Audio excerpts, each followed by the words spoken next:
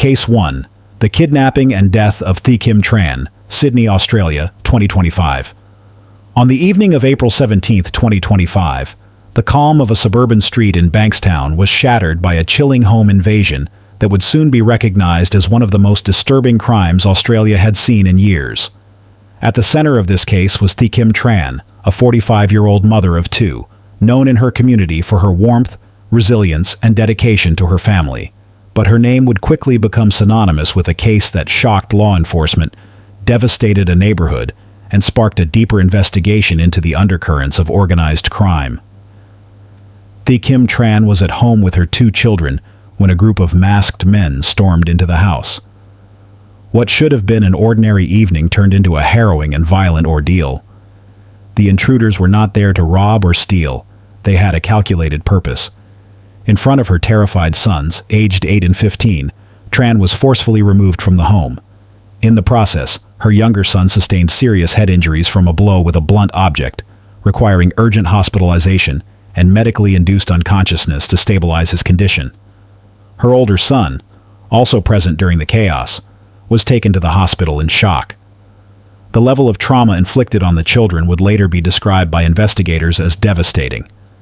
Not just physically, but emotionally and psychologically.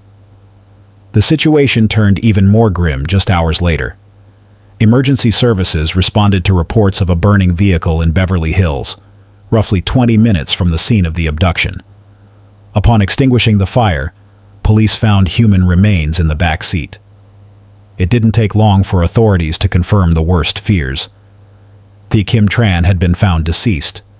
Investigators later determined she had been killed before the fire was set, suggesting an effort to cover the perpetrator's tracks. From the outset, this was not viewed as a random crime. Detectives quickly honed in on the criminal underworld, and more specifically, Vietnamese-linked organized crime syndicates operating across New South Wales. The brutality of the attack, the targeted nature of the abduction, and the subsequent disposal of Tran's body all pointed to a meticulously planned act. But what made this case stand out, even within the realm of criminal enterprises, was the choice of victim. Thi Kim Tran was not a criminal. She had no known links to any gangs, nor had she ever been under investigation. She was a civilian, caught in the crossfire of a war that was not hers. Police suspect that the motivation behind the attack was rooted in retaliation. Sources close to the investigation suggested that Tran's husband had previously been connected to criminal activity involving narcotics. Whether through a betrayal, theft, or falling out with the group, it appeared his past associations had come back in the most tragic way. At the time of the attack, Tran's husband was reportedly out of state, raising further questions about whether the crime was a direct message to him, or a punishment designed to break him. The brutality of the crime disturbed even seasoned officers. Detectives stated that while organized crime groups often engage in violent retribution, there is typically an unspoken code that excludes family members, especially women and children. This case violated that code. One investigator commented anonymously to local media, "In all my years working gang-related cases, I've never seen them cross that line so deliberately. That's what shook everyone." Over the following months, police followed dozens of leads, including digital surveillance, telecommunications data, and eyewitness accounts. In August 2025, the first major breakthrough occurred. The An Nguyen, a 29-year-old man with known connections to organized groups, was arrested and charged with both murder and grievous bodily harm. He was identified as having allegedly facilitated the abduction, playing a critical role in either coordinating the logistics or being present during the violent act. Nguyen's arrest brought hope to the community and Tran's grieving family, but police confirmed that he was not acting alone. 2 additional suspects were arrested and charged in the following weeks, though authorities have reason to believe that others involved may still be at large. The legal proceedings remain active as of October 2025, with court documents revealing chilling new details. Surveillance footage, recovered text messages, and testimony from cooperating witnesses have begun to piece together the timeline of events. Still, many in the public and Tran's extended family remain haunted by the fact that the people who carried out such a calculated, violent act could do so against someone with no involvement in the criminal world. The Kim Tran's story is now a sobering reminder of how crime can fracture not just the individuals it targets, but entire families and communities. Her 2 sons continue to recover, both physically and emotionally. Community groups and neighbors have since rallied around them, offering support in the form of counseling, school accommodations, and donations to help ease the financial burden caused by this tragedy. Law enforcement has also issued multiple public appeals, asking for any information related to the planning or execution of the abduction, as well as potential witnesses who may have seen unusual activity in the Bankstown or Beverly Hills areas that night. Several hotline tips have been submitted, and police have reassured the public that every piece of information is being thoroughly vetted. Investigators continue to explore whether other criminal figures gave orders for the act, or whether it was a rogue element within the gang who escalated the violence beyond acceptable bounds. Whatever the case, the pursuit of justice for Tran is ongoing and growing more urgent with every passing month. As Australia grapples with the broader question of how to address the spread of organized crime within its borders, cases like this expose the real-world impact that such violence has on families and innocent lives. The killing of Kim Tran may have begun with a personal vendetta or criminal betrayal, but it ended with a mother stolen from her children in the most traumatic way possible. Her name now stands not only as a victim but as a symbol, a reminder of why justice must be relentless and why innocent lives deserve not only answers but action. Where are you watching from? Drop your locations in the comments below. If you made it to this point, drop your comment with, "I am still here." Let's see who is still watching. Case 2. Jeffrey Clout, disappearance. On a quiet suburban block in Raceview, Queensland, 56-year-old Jeffrey Clout vanished without trace between February 7 and February 9, 2025. Known to his neighbors as a friendly, unassuming man, Clout simply failed to show up for work and did not answer calls at his home. His ordinary routine suddenly halted, and within days his disappearance ignited a major search by authorities. But with no sign of him, the mystery deepened. Clout's white 2010 Toyota Hilux, Queensland registration 534 KM9, emerged as the first concrete clue. On February 13, 2025, police located the vehicle parked in a public car park at Flinders Peak Reserve. The location, a remoteness not associated with Clout's lifestyle, raised immediate questions. Why was his car there? Did he arrive willingly, or had someone moved the vehicle? The scene forced investigators to cast a wide net, with the involvement of the State Emergency Service, SES, Polar Aerial Support, and local officers pooling efforts in the nearby bush and mountain terrain. The physical description of Jeffrey reinforced the urgency. A Caucasian man about 178 cm tall, with balding gray hair, though earlier reports listed 173 cm in brown hair, reflecting initial uncertainty. What remains consistent is the single fact that after his vehicle was found, neither he nor a credible sighting of him emerged. Police appealed to the public, urging anyone who saw his Hilux or someone matching his description in the Flinders Peak area between February 9 and February 13 to come forward. Investigators quickly recognized the disappearance might not be simple. Clout's vanishing from his home, followed by his car appearing in a recreational reserve rather than a pathway he normally used, opened possibilities of foul play, accident, or voluntary disappearance. However, the urgency of the police task force communicated belief in the former. Search operations intensified on February 14th, with SES volunteers combing dense bushland and Polar conducting aerial passes. Yet the searches yielded no trace of Clout's movements beyond the vehicle. Over the following weeks, the investigation entered what police internally describe as a quiet but critical phase. Officers reviewed mobile phone records, bank transactions, CCTV footage from nearby highways and car parks, and interviewed associates and family members. They examined whether Clout had intentions to leave, or whether someone had lured or forced him into the bush. His vehicle's location raised particular concern. Flinders Peak Reserve is rugged, sits at elevation, and is less traveled than major roads, making it an unlikely destination for someone without specific reason or local knowledge. The investigation faced familiar obstacles that plague missing persons cases. Leads dried up, and the remote terrain made thorough searching difficult. Weather conditions fluctuated, complicating terrain access and diminishing evidence recovery opportunities.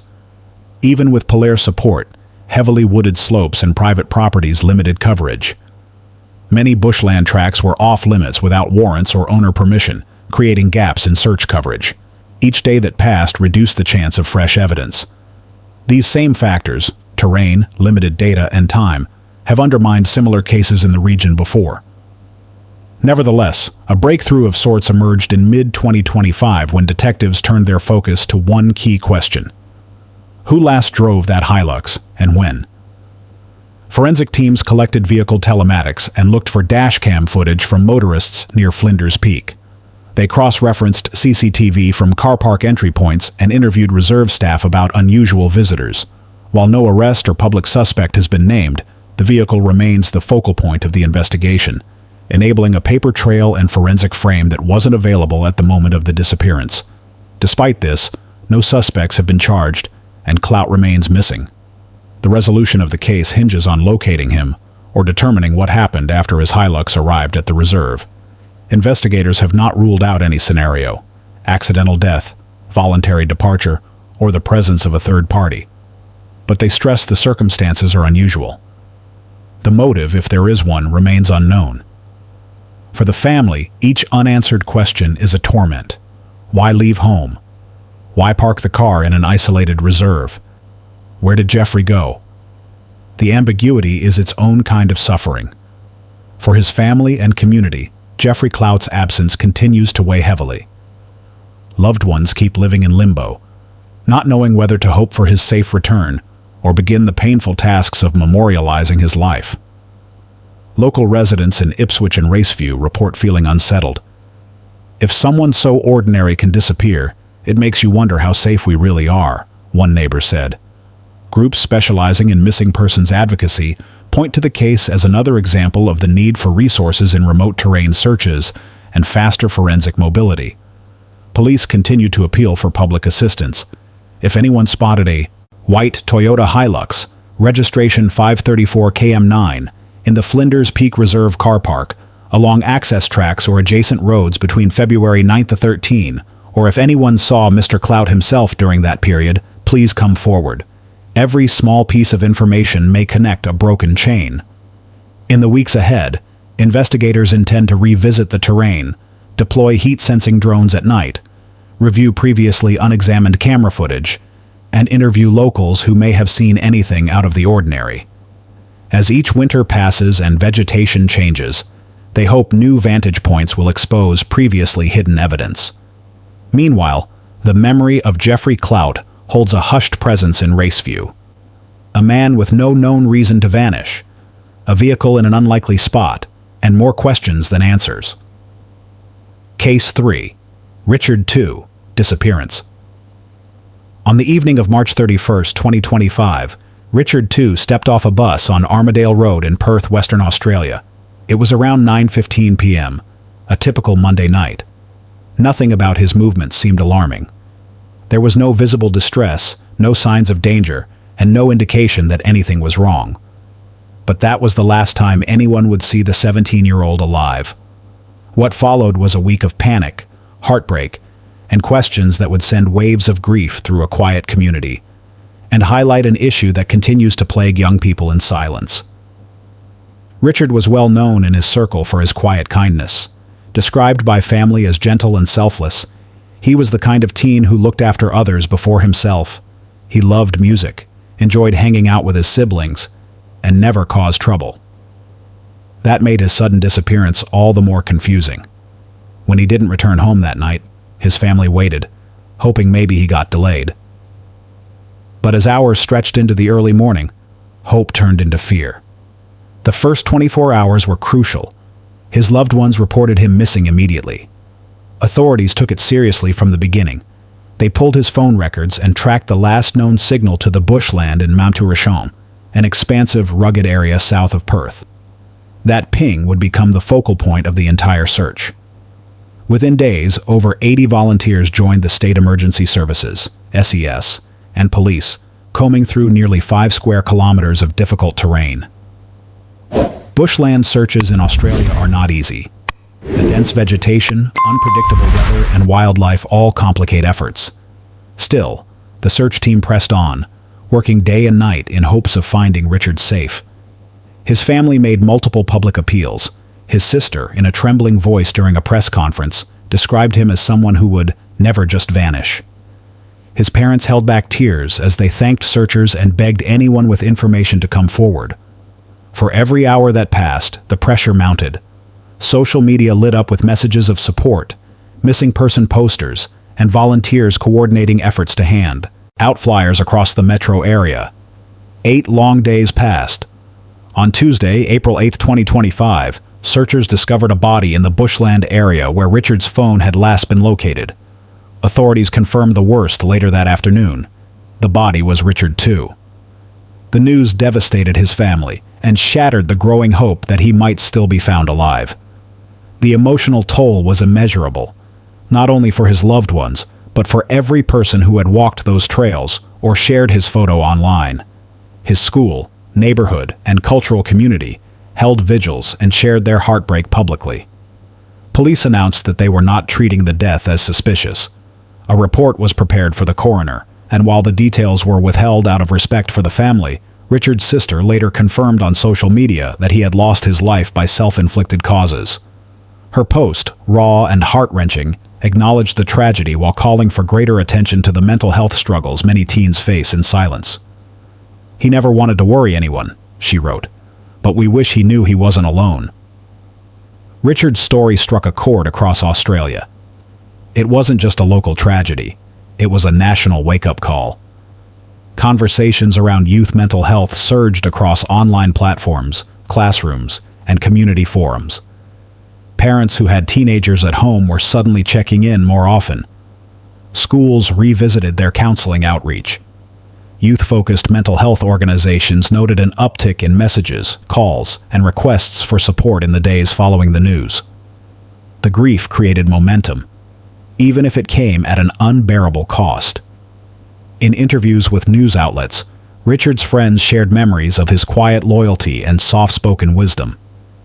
"He didn't talk much, but when he did, it mattered," one classmate recalled. Another said Richard had a unique ability to calm others when they were stressed, even if he didn't reveal his own struggles. That became one of the most painful aspects of the story, how someone so invested in others carried a burden he never voiced. His death left more than a void. It raised questions about how young people learn to hide pain, and what more can be done to see the signs. The investigation into his disappearance and death was handled professionally, with the Western Australia Police Force maintaining close communication with the family. There were no indications of foul play, and all evidence pointed to a solitary decision made in private. But the case also reignited broader community discussions about early intervention, especially for young men, many of whom feel pressure to appear strong, unaffected, or emotionally detached. Health professionals and educators began emphasizing the need for proactive conversations, not just reactive ones. A memorial was later held near the search site at May Richon. Candles, notes, and handmade signs were placed by community members, some of whom had never even met Richard. His photo, surrounded by flowers, sat in the center of a circle formed by mourners. His family spoke through written statements, thanking the public for their support and asking people to honor Richard by reaching out to someone they care about. The service was quiet, reflective, and deeply emotional. News outlets across Western Australia covered the memorial, amplifying a message that Richard's sister had emphasized in her post. "If you or someone you know is struggling, don't keep it to yourself. There is no shame in needing help." That line became a repeated quote in articles, shared posts, and school newsletters. It became a lasting part of Richard's story, not the tragic end, but the call to action he left behind. Today, Richard II's name continues to appear in discussions about youth mental health reform and support. His family has not retreated from the public eye. Instead, they've turned their pain into advocacy, collaborating with local organizations to create awareness campaigns targeting high school students and parents. Their goal is to make mental health conversations common, visible, and ongoing, not something that only comes up when it's too late. In the aftermath of his loss, several community groups have pledged to fund programs that promote emotional literacy among teenagers, train teachers in trauma recognition, and support culturally sensitive mental health services for diverse communities. Richard's cultural background, which remains private out of respect for family wishes, was also a reminder that mental health support isn't one size fits all. If you or someone you know is struggling, please seek help. In the United States, you can call or text 988 to speak to someone anytime. In Australia, contact Lifeline at 13 11 14. You are not alone. Talking about it can save a life. Richard II's story is a heartbreaking reminder that sometimes the people who seem the strongest are carrying the heaviest weight. He is remembered not just for how he died, but for how deeply he was loved, how many lives he touched, and how his memory now fuels a movement for change. Case 4. The disappearance of David Aboy. David Aboy had every reason to feel hopeful. By 2012, the 22-year-old had made a home in Australia after surviving the challenges of a war-torn childhood. Having fled South Sudan as a refugee in 2005, David quickly became a well-known figure in Canberra's tight-knit Sudanese community. He was warm, reliable, and carried himself with quiet strength. But on the morning of July 10, 2012, David vanished after leaving the ACT Watch House, and more than a decade later, the silence around his disappearance has only deepened. David, also known by the names Malik, Arak, and Gabriel, had recently relocated to Sydney with his family. But on that particular week, he was back in Canberra, visiting friends and familiar faces. According to official police records, David was last seen at approximately 8:30 a.m. walking along London Circuit in the heart of the city. He had just been released from police custody at the city police station, but what happened after that has remained one of the most baffling mysteries in the region. Initially, police did not treat the disappearance as suspicious. Like many other missing person cases, early theories pointed to misadventure or a voluntary disappearance. But David's family immediately knew something was wrong. They insisted that it was out of character for him to go off the grid, especially without informing his mother, who he remained close to. Despite early media coverage and public appeals, no confirmed sightings were reported. As days turned into months, and months into years, the fear that something more sinister had happened began to take hold. In the years since that morning, ACT Policing's Unsolved Homicide team has reclassified the case. What was once labeled a standard missing person report has now become a suspected homicide investigation. Detectives have publicly stated that they believe foul play may have occurred, and that someone, perhaps more than one person, knows exactly what happened to David that day. He was last seen wearing dark-colored striped jumper, black shoes, and suit pants. His appearance, African, around 175 cm tall, slim build, and short dark hair, should have made him easy to recognize. But not a single surveillance video or credible tip has surfaced showing David beyond that point. The mystery of what happened in those final hours remains the biggest unanswered question. David's story is not just about a disappearance. It is about the emotional toll on a family stuck in permanent limbo. His relatives, especially his siblings and mother, have been unwavering in their belief that someone holds the key. Over the years, they have made numerous public pleas, emphasizing that what they seek is not revenge, but closure. For their culture, finding his body, or even the smallest detail about his final moments, would allow them to perform the necessary ceremonies and finally bring peace to their home. The emotional cost has been compounded by the lack of leads. Despite numerous appeals from police and media reports, the case has produced very little actionable evidence. It wasn't until October 2024, 12 years after David was last seen, that a significant development occurred. Based on new information, ACT Policing initiated a renewed search on Mount Ainslie, a nature reserve just outside central Canberra. Forensic teams and search and rescue units were deployed to comb through the area. While authorities have not disclosed what new intelligence prompted the search, the renewed efforts brought a flicker of hope to David's loved ones. It was a sign that the case was still active, that someone, somewhere, was still looking. Unfortunately, the operation yielded no conclusive results.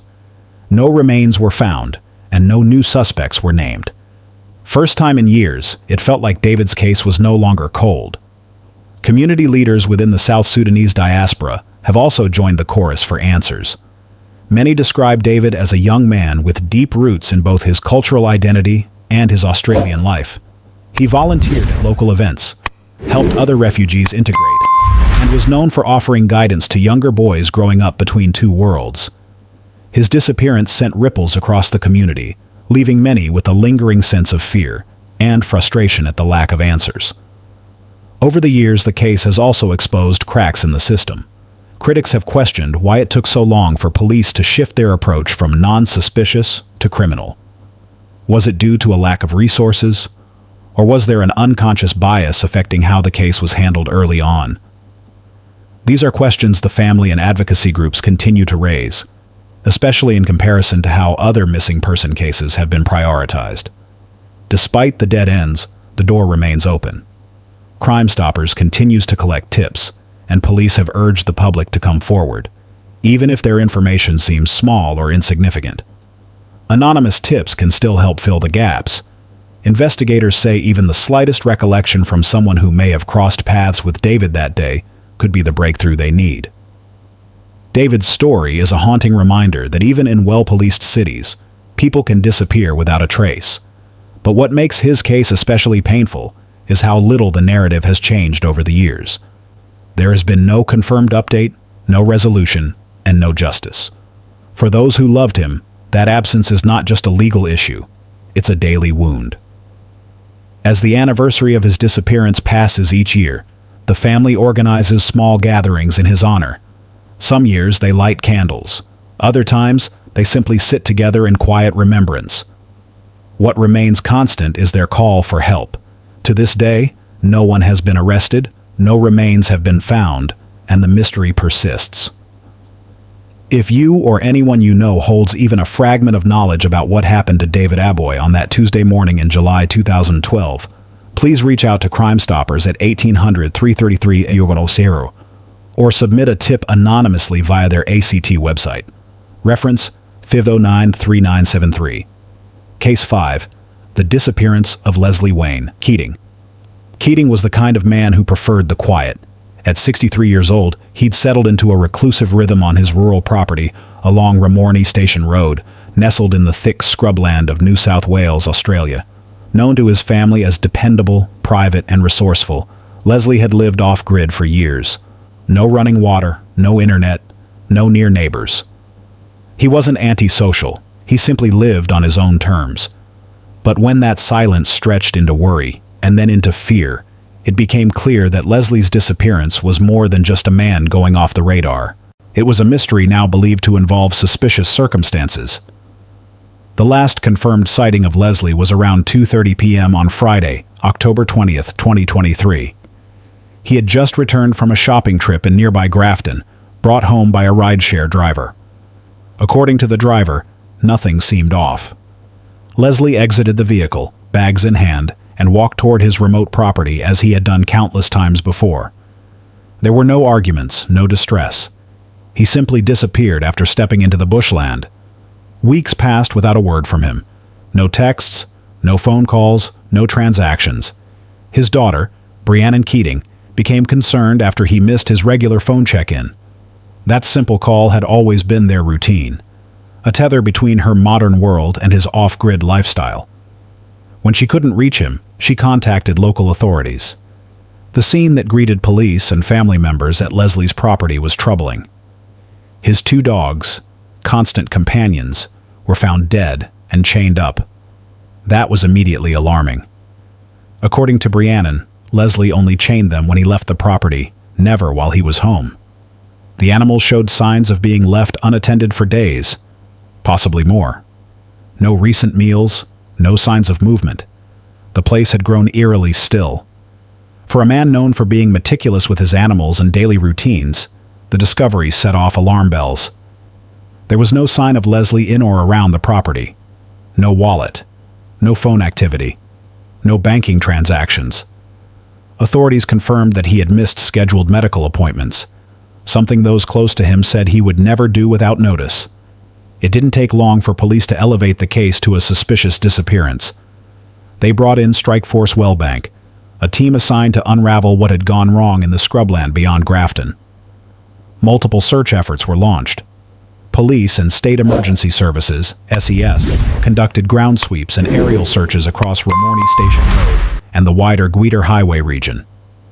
Volunteers joined trained searchers, combing through thick vegetation, abandoned clearings, and any trails Leslie may have used. But no trace was found. No clothing, no footprints, no disturbed ground, nothing that could point to where he had gone or who might have seen him last. The investigation soon moved beyond the property. Detectives began to explore other lines of inquiry, including the movement of vehicles in the area that day. A notable lead emerged: a gray Toyota Kluger observed in the vicinity of Ramornie around the time Leslie vanished. Witnesses described the vehicle as having visible front-end damage, which caught the attention of investigators. One theory under consideration is that Leslie may have been involved in a collision, either by accident or design, and that someone may have attempted to conceal it. At the same time, detectives uncovered another detail that complicated the story further. On Leslie's property, officers reportedly found equipment and seedlings connected to the local cannabis trade. While not previously suspected of criminal activity, there was speculation that he may have had some form of involvement, perhaps on the fringes. This raised uncomfortable possibilities. Could he have crossed paths with someone over a bad deal? Was his disappearance related to local disputes or outsiders with vested interests? While no suspects have been named publicly, the discovery widened the net of potential motives. For his daughter and loved ones, these revelations were both heartbreaking and deeply confusing. Briannon has remained vocal throughout the investigation, publicly pleading for answers and calling on the local community to come forward.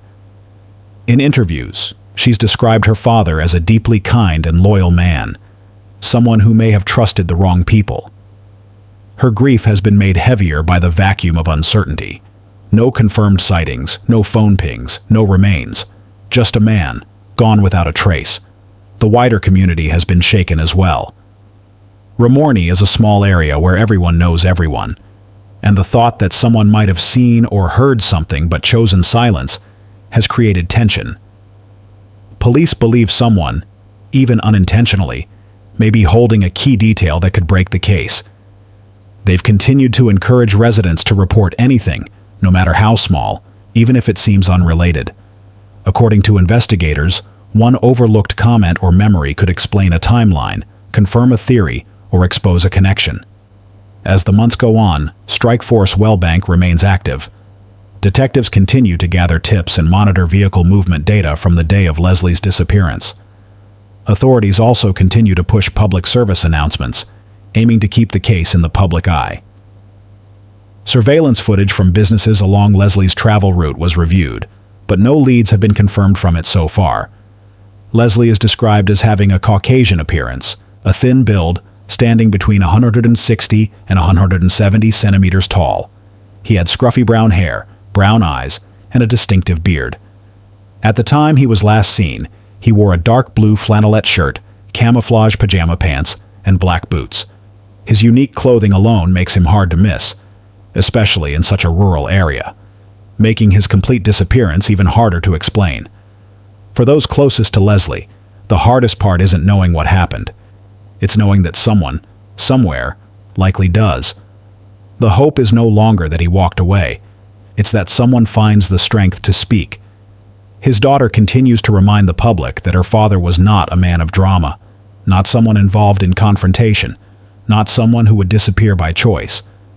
She remains firm. Someone knows something. Anyone with information, even the smallest memory or observation, is urged to contact Grafton Police Station or Crime Stoppers anonymously at 1800-333 Sewins Hours. If you are enjoying this content, like, subscribe, and share to your loved ones to protect them from the same tragic happening to them in the future. Case 6. The disappearance of Paul Anthony Baker. On August 6, 2021, in the quiet and rugged landscapes of the Northern Territory in Australia, a man named Paul Anthony Baker seemingly vanished without a trace. The 62-year-old resident of Edith Farms, just outside the town of Catherine, had lived a life rooted in the simplicity of the bush. But on that particular Friday, after running errands in the central business district, he returned to his rural property and was never seen again. Paul was no stranger to the outback. An experienced camper and solitary traveler, he was known to explore the remote corners of Central Australia. Yet what made his disappearance unusual was that there was no indication he had planned a trip. His camping gear remained untouched, and there were no signs he had packed supplies. This time, he hadn't told anyone he was going anywhere. And for a man with a routine as predictable as Paul's, that alone was enough to raise alarm. The following days were marked by silence. No one heard from Paul. His vehicle was found where he had last parked it in Catherine. His home, located in a lightly populated rural area, showed no signs of disturbance. His belongings remained in place. The usual signs of life, meals being cooked, mail being collected, calls being made, were noticeably absent. It was his family who first grew concerned. Paul had a habit of staying in touch, especially with his daughter. When he failed to make his regular check-ins, concern turned into fear. After reporting him missing, the Northern Territory Police launched an intensive investigation. Aerial searches were conducted using helicopters and drones, scouring the vast bushland that surrounded his property. Ground teams, including trained search and rescue crews, covered large areas of dense terrain. Despite their efforts, no trace of Paul was found. No footprints, no clothing, no supplies. Authorities began to consider whether Paul had deliberately left, or if something more concerning had occurred. Adding to the family's growing worry was Paul's mental state prior to his disappearance. According to his daughter, he had been struggling emotionally, though no specifics were publicly disclosed. While not officially declared vulnerable, Paul's mood in the days leading up to August 6 was described as withdrawn. Investigators did not rule out the possibility that his mindset may have played a role in his disappearance, though no evidence pointed conclusively in any direction. The Edith Farms area is vast and sparsely populated, with terrain that can be both beautiful and unforgiving. With no planned trip and no gear missing, search teams had limited guidance on where to look. The absence of any sign of travel complicated efforts. The weather during that time had been moderate, but the environment itself posed natural challenges. Even experienced bushmen can find themselves in danger without the right tools or preparation. But Paul was not the type to take careless risks. That fact lingered in every search briefing and community meeting. As the weeks passed, frustration grew. Police appealed to the public, asking anyone with even the smallest bit of information to come forward. Posters were distributed. His photo was included in the National Missing Persons Coordination Center's October 2025 Long-Term Missing Person campaign, a move aimed at renewing attention to the case. Still, the mystery persisted. There were no financial transactions, no phone activity, and no digital trail that investigators could follow. Paul's description remains on file: around 157 centimeters tall, of medium build, graying hair, and blue or gray eyes. His skin tone was described as fair, with a natural tan from years spent outdoors. In the days before he disappeared, he had not expressed any unusual concerns to neighbors. Those who knew him said he enjoyed the solitude of his lifestyle, but remained connected enough to raise concern when he fell silent. One of the troubling aspects for investigators was that Paul had simply walked into the bush with no known direction or goal. This kind of vanishing act, sudden, quiet, and without clues, often leaves more questions than answers. Without a final phone call, a letter, or even a hint of a destination, families are left to imagine every possible outcome. Did he meet with an accident? Did he lose his way? Or did he make a personal decision to disappear? Despite an initial flurry of media coverage and organized search efforts, the case gradually faded from headlines. But for Paul's daughter and close friends, time has done little to ease the pain of not knowing. Each passing day is marked by uncertainty. There's been no closure, no confirmed sighting, no recovery, no explanation. authorities continue to keep the case open. Northern Territory Police maintain that Paul's disappearance is still under active investigation. Any new tip, even something seemingly minor, is treated with care. The Australian Federal Police's Missing Person Unit has also kept his case on their national register, in the hopes that visibility might lead to answers. In the wider context of missing persons in Australia, Paul's case is not entirely unique, but it's particularly haunting. A seasoned outdoorsman goes missing from a familiar area without warning, and no tangible lead has surfaced in more than 4 years. It raises uncomfortable truths about how people can slip through the cracks even in an age of constant surveillance, social media, and GPS tracking. It also reminds us of the importance of mental health support, especially in isolated communities. Catherine locals still speak about Paul, especially among those who live on the fringes of town, near Edith Farms. Some believe he simply wandered too far without the means to return. Others wonder if something happened that day which no one saw. A few hold out hope that he's alive, living quietly under a new name in some far-off community, unwilling or unable to reach back out. But all agree, he didn't deserve to vanish without answers. As of now, the only certainty is uncertainty. Paul Anthony Baker remains missing. His family continues to search for closure. His case is a solemn reminder that even in a small, close-knit region, someone can vanish and never be found. And unless someone speaks or a new piece of evidence emerges, Paul's story will remain an open chapter in Australia's long list of unsolved disappearances. If you know anything at all, about the disappearance of Paul Baker, you are urged to contact Crime Stoppers anonymously at 1800-333-00. Sometimes the smallest detail becomes the missing link. And sometimes, one phone call can bring peace to a family that's waited too long. The disappearance of Darren Cree, 2025. It was a typical Monday morning in Gateshead, Tyne and Wear, a day that should have passed without note. April 28, 2025, started like any other for 37-year-old Darren Cree. He left for work, showed up at his usual post, and interacted with those around him just as he had on countless other mornings. But by that afternoon, the ordinary became unexplainable. Darren walked out of his workplace and from that point forward, vanished without a trace. No clear plans, no messages left behind, no indication of distress or urgency. He simply disappeared. The initial hours after Darren's last confirmed sighting were filled with uncertainty, but not panic. Friends and co-workers assumed he might have taken a break or gone to clear his head. But when hours turned into a full day and Darren failed to contact anyone, family, friends, colleagues, the concern shifted into something deeper. Calls went unanswered. Messages were not read. Doors remained unopened. It was only then that the people closest to him began to understand that something wasn't right. Northumbria Police launched their initial inquiries with standard protocol. Officers interviewed those at his workplace, reviewed security footage from nearby streets, and reached out to anyone who might have crossed paths with Darren that day. Some early threads of the investigation hinted that Darren may have intended to relocate temporarily, perhaps to gain distance, to rest, or for personal reasons that remain unknown. But this theory quickly ran into complications. No bank transactions followed. No new addresses surfaced. No social media activity resumed. Darren's life, as visible from the outside, had gone entirely dark. The concern only grew as days passed. His family, desperate for answers, made public appeals. They described him as dependable, kind, and steady, someone who wouldn't just walk away without notice.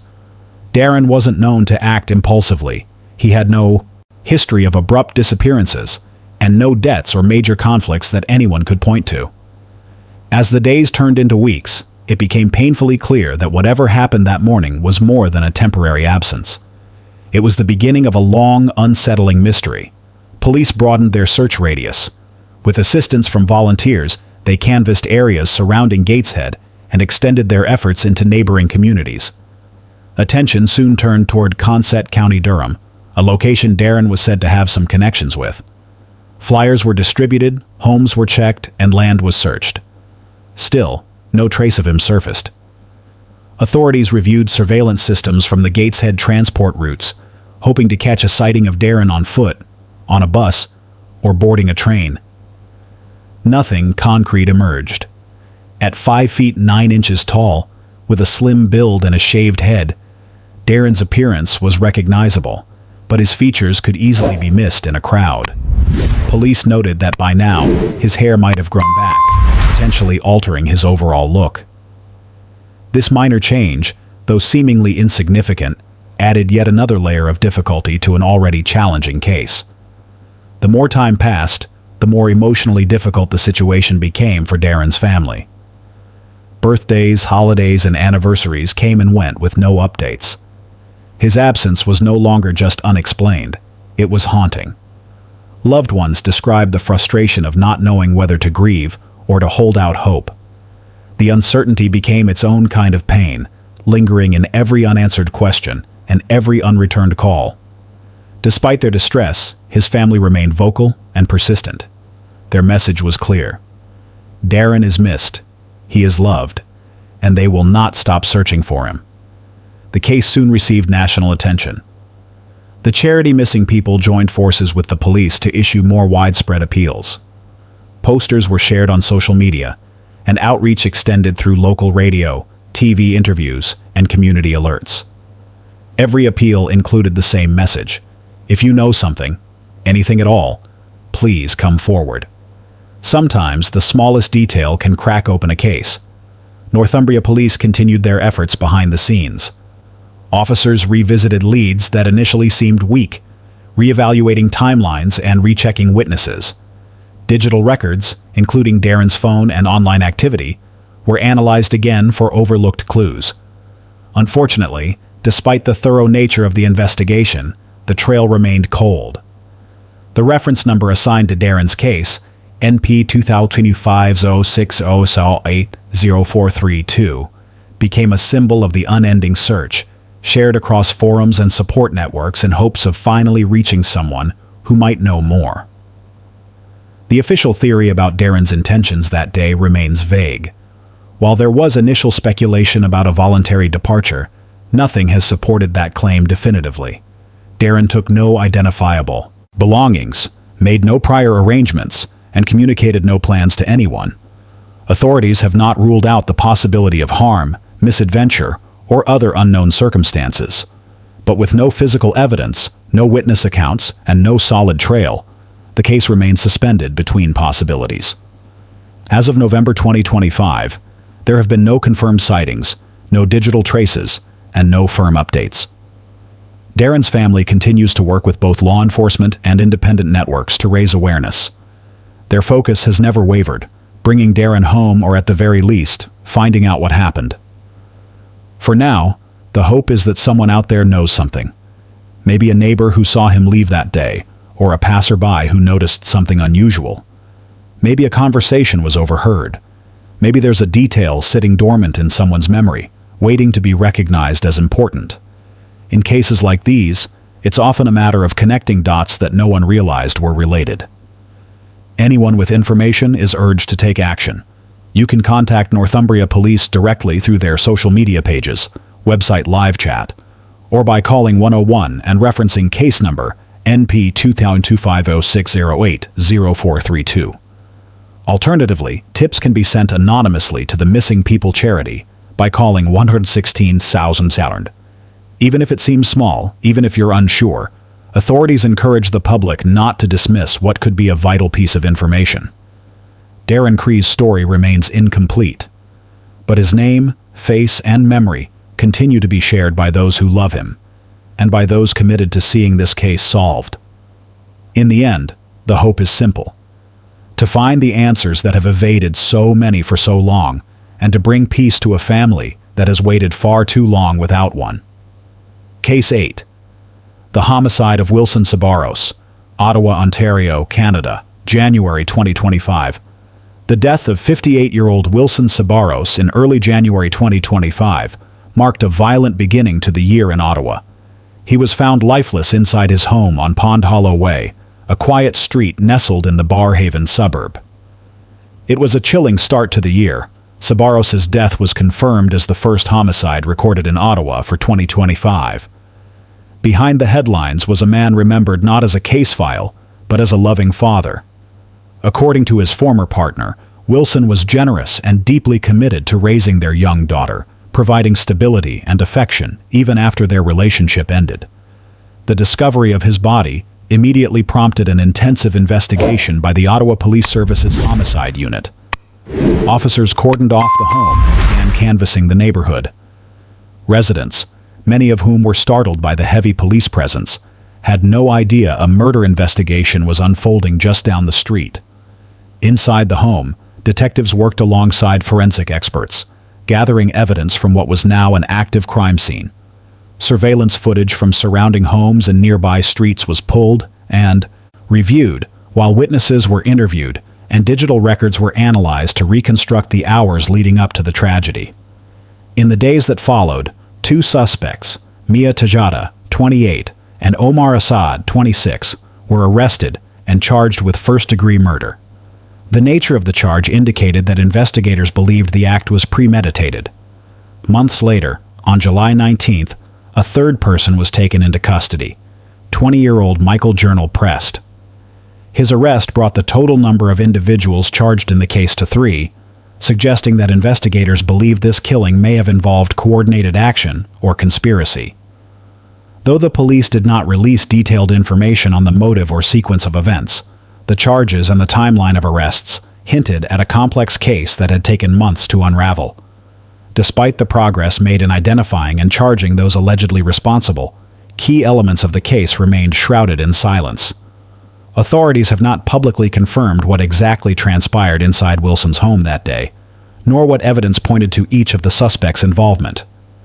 There were no details released about any prior relationship between Sabaros and the 3 accused. The public was left to speculate about what could have triggered such a deadly outcome. In the absence of clear answers, frustration grew within the community. People wanted to know why this father, a man who, by all outward appearances, lived a quiet life, had become the victim of such a serious crime. In Barrhaven, the news reverberated far beyond the victim's street. Friends, neighbors, and acquaintances expressed shock, some recounting their brief interactions with Sabaros as kind and unassuming. Parents who lived nearby were rattled, not only by the proximity of the crime but by the lack of clarity surrounding it. Community leaders called for transparency and urged residents to cooperate with investigators. Police made several public appeals for additional information, encouraging anyone with details to step forward. While the arrests offered some sense of progress, the absence of motive and the delay between the crime and the third arrest left lingering discomfort. The legal proceedings were still ongoing as of November 2025, and no trial had begun. The 3 accused individuals remained in custody, each facing the gravity of a first-degree murder charge. Court filings had yet to reveal whether any of them had entered a plea, and bail hearings, if any were requested, were not made public. The Sabaros family, meanwhile, continued to mourn. His former partner spoke sparingly to the press, but emphasized Wilson's role as a loving father, highlighting that their daughter was now left to grow up without him. That loss, the absence of a father's voice in a child's life, was the most profound wound of all. As investigators worked to prepare for trial, forensic evidence, witness testimony, and digital records were expected to play a crucial role.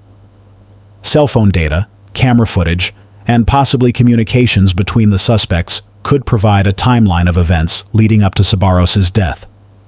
The police were careful not to compromise the integrity of the case, which may explain why so few details were made available to the public. Yet the delay in answers has only deepened the community's sense of unease. This wasn't just Ottawa's first homicide of the year. It was the kind of case that felt personal, even to those who didn't know Wilson directly. There's no public indication yet of when the trial will begin or how long it will take. But what's clear is that justice for Wilson Sabaros and closure for his loved ones remains incomplete. The names of those charged are now known, but the why, the how, and the truth behind what really happened that day on Pond Hollow Way still need to be heard in a courtroom. Until then, this story remains an open wound in the heart of Barrhaven, and a grim reminder that behind every breaking headline is a family broken forever. Case 9. The murder of Rachelle Desrochers. Rachelle Desrochers was last seen alive on March 14, 2025, walking along Elgin Street in downtown Ottawa. She was 54 years old at the time, a fact later corrected after early missing person reports mistakenly listed her age as 53. In the weeks that followed, posters bearing her name and face filled lampposts and community boards across the city. Family and friends pleaded for answers, but behind closed doors, police had already begun forming a different picture, one where Rachelle may not have simply vanished, but instead met with irreversible harm. The man at the center of this investigation was 35-year-old Joshua Blair, someone known to Rachelle personally.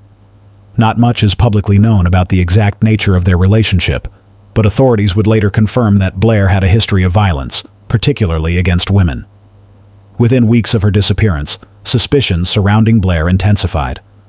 On May 6, 2025, Ottawa police formally charged him with second-degree murder and indignity to a dead body. But even then, the search for Rachelle's remains was far from over. Investigators launched a massive, resource-intensive operation focused on one haunting location: a local landfill. This wasn't a guess. Law enforcement said they had compelling grounds to believe that Rachelle's body had been transported and concealed there. Specialized teams combed through debris and waste, wearing protective suits, working in grueling conditions. Yet as of late May 2025, no physical remains had been found. And despite that, the case would still escalate. By the end of that same month, the charge against Blair was upgraded to first-degree murder. This change wasn't symbolic. In Canadian law, a first-degree charge implies that the act was not only intentional, but also planned and deliberate. That means investigators believed that Blair didn't just act in the heat of the moment. He had allegedly prepared for this. Whether that preparation involved transportation, concealment, or something more sinister hasn't been disclosed. But it painted a darker and far more calculated picture of what might have happened in those critical hours after March 14th. Perhaps the most jarring detail of the case is what police labeled it: a femicide. While not a legal term in Canadian criminal law, femicide is increasingly used by police agencies to describe the targeted killing of women simply because they are women. In declaring this case a femicide, Ottawa police made it clear this wasn't a random or general act of violence. It reflected a gender-based threat, consistent with national conversations around domestic abuse, stalking, and coercive control. Publicly, Rachelle's family remained devastated but composed. They made minimal media appearances, perhaps choosing privacy over attention. Still, their presence was felt. Candlelight vigils took place on the same Elgin Street where Rachelle was last seen, with community members holding signs that read, "Bring her home," and "Justice for Rachelle." The symbolism of holding space in the last place she was spotted sent a powerful message. Rachelle was not forgotten, and her story was not slipping through the cracks. Meanwhile, court proceedings began moving forward. Joshua Blair was held in custody, and a no-contact order was issued to protect witnesses connected to the investigation. Court documents revealed that Blair had prior encounters with the justice system, including past accusations related to intimate partner violence, though not all had resulted in convictions. In many ways, his name wasn't new to law enforcement. But this case was different. It wasn't just a matter of physical harm. It was a matter of life lost, justice pending, and closure out of reach. As search teams continued their work at the landfill, frustration started to mount. Forensic experts noted that locating human remains in a landfill is one of the most logistically challenging tasks in criminal investigation. Factors like decomposition, weather conditions, and the overwhelming volume of trash can drastically reduce the likelihood of recovery. Still, authorities insisted they would not give up. Their commitment wasn't just to Rachelle's family, but to every woman who had ever disappeared without answers. The city of Ottawa watched the case unfold with a mix of grief and quiet outrage. This wasn't an unfamiliar story. Across Canada, the issue of gender-based killings, particularly those involving intimate partners, has become a national concern. Government agencies and nonprofits have pushed for the use of the term femicide to shine a brighter light on the root causes of these tragedies, which often involve patterns of control, isolation, and past harm that went unaddressed or unreported. One of the few statements from Rochelle's extended network came from a former coworker who described her as kind, private, and incredibly hardworking. That coworker also recalled how Rochelle never spoke openly about her personal life, but now wonders if that silence was its own warning sign. If she had told someone what she was going through, the former colleague said, maybe things would be different. That sentence, full of both love and regret, echoed the painful dilemma faced in so many of these cases. When does silence become dangerous? And when is it too late to speak up? By midsummer, the landfill search continued. Experts in forensics and environmental science remained on site, using everything from heavy machinery to scent detection tools. Still, no remains had been confirmed, and that posed a difficult question for prosecutors. How do you build a case for first-degree murder when the body is missing? The answer lies in a combination of digital records, surveillance footage, behavioral evidence, and witness testimony, tools that, when used carefully, can paint a clear picture of what happened, even without physical confirmation. As of fall 2025, Joshua Blair remained in custody awaiting trial. His legal team declined to comment publicly, and the court placed a strict publication ban on several aspects of the case to protect the integrity of ongoing investigations. Still, community advocates continued to speak up, not just for Rochelle, but for the countless other women whose cases never made headlines. Their message was clear. Prevention must begin long before the harm occurs. Rochelle Desrochers' story isn't just about one woman. It reflects a broader crisis, one where women still disappear, still suffer harm, and still go unseen until it's too late. Her name now joins the list of women who left behind not just grief, but a reminder that justice can only work if society listens earlier, acts faster, and protects louder. Case 10. The murder of Merrill Kelly. In the early morning of 21st January 2025, the peaceful rural town of Quambatook, Victoria awoke to a grim discovery. Firefighters responding to a grass fire near the old cemetery on Cemetery Road found the body of 70-year-old community stalwart Merrill Kelly. The blaze masked what would soon be revealed as a homicide investigation. Merrill, a former teacher and longtime volunteer, was widely described locally as the heart and soul of Quambatook. So her sudden death sent shockwaves through the town's close-knit fabric. The next day, police arrested 67-year-old local man Brian Barnes in the Welshman's Reef area, approximately a 2-hour drive from Quambatook. He was charged with her murder, his detention, and subsequent court appearance drawing considerable regional and national attention. Witnesses and police noted that Barnes had earlier posted a rant on social media, following a heated dispute at the local swimming pool in which Merrill had volunteered. That post, many believe, provided the spark for the police narrative of motive and opportunity. Merrill Kelly had been a teacher, volunteer, and community leader for decades. Her roles included Secretary of the Quambatook Community Development Association and Secretary-Treasurer of the Quambatook Amity Club. When news broke of her death, tributes poured in.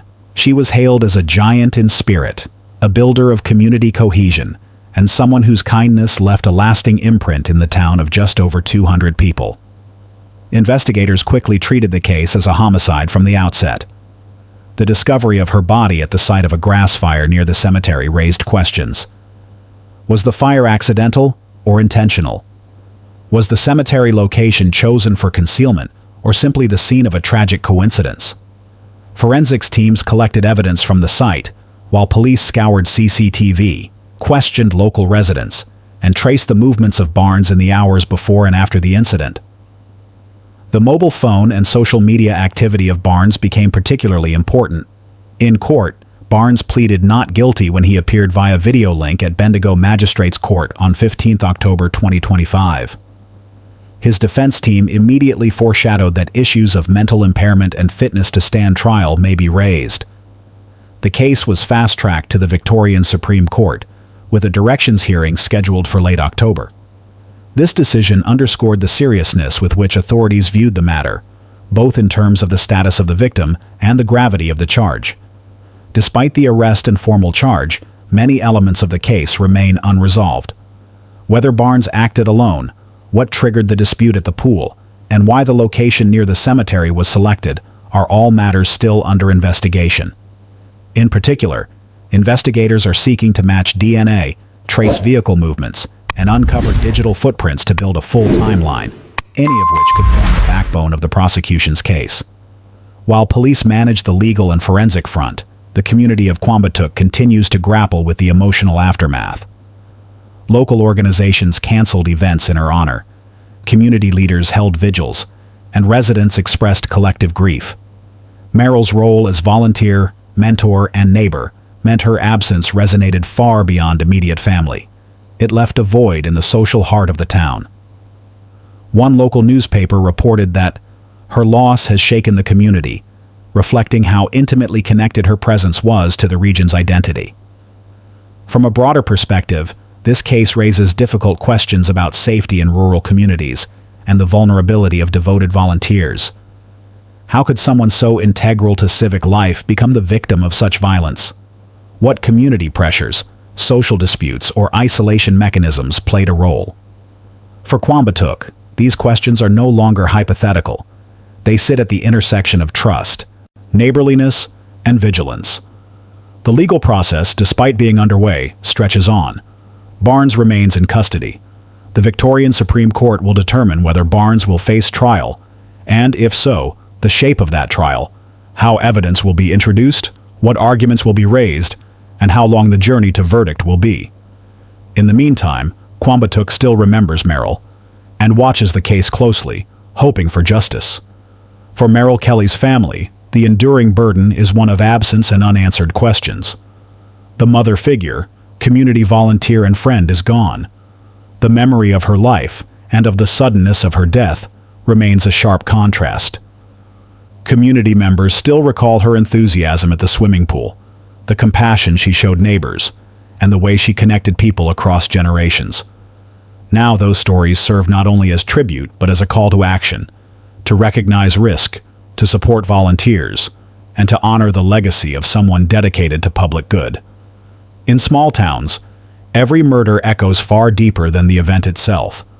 Quambatook will carry the imprint of this case for years to come, in memory, in policies, and in the relationships between residents. The hope now is that the investigation will yield answers, the court will deliver justice, and Meryl's name and service will be remembered not only for what was taken, but for what was left behind. Thank you for your incredible support. This channel thrives because of viewers like you. Join our YouTube membership today to unlock exclusive perks, enjoy premium content, and help us keep creating the stories you love. Which story do you want to be covered?